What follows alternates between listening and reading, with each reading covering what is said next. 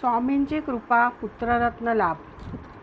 मंगळवेढ्यामध्ये एक 60 वर्षाचा शूद्र राहत होता.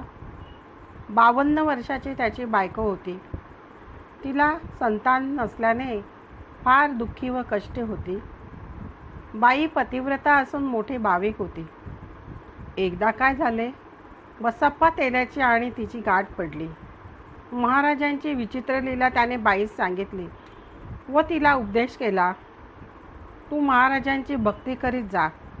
नित्य दर्शन घेतल्याशिवाय भोजन करू नकोस, म्हणजे तुझे महाराजांच्या कृपेने सारे मनोरथ पूर्ण होतील. त्या दिवसापासून बाई श्री स्वामी समर्थांची भक्ती करू लागली. नित्य अरण्यात जाऊन स्वामींचे दर्शन घेऊन जेवण करावे असा तिचा नित्यक्रम होता.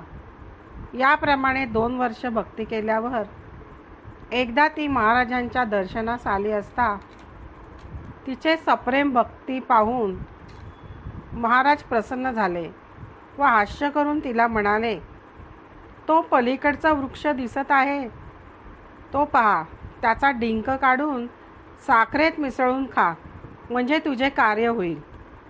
बाई वृक्षाजवळ गेली. तो शिरसाचा वृक्ष होता व त्याला पांढरा शुभ्र डिंक आला होता. तो काढून घेऊन महाराजांच्या आज्ञेप्रमाणे त्यात साखर घालून तिने खाल्ले. दयागणाच्या कृपेने बाई गर्भवती झाली व तिला एक सुलक्षणी पुत्र झाला. महाराजांच्या चरणांवर पुत्राला घालून व त्यांचा आशीर्वाद घेऊन बाई पतीसह आनंदाने राहू लागली.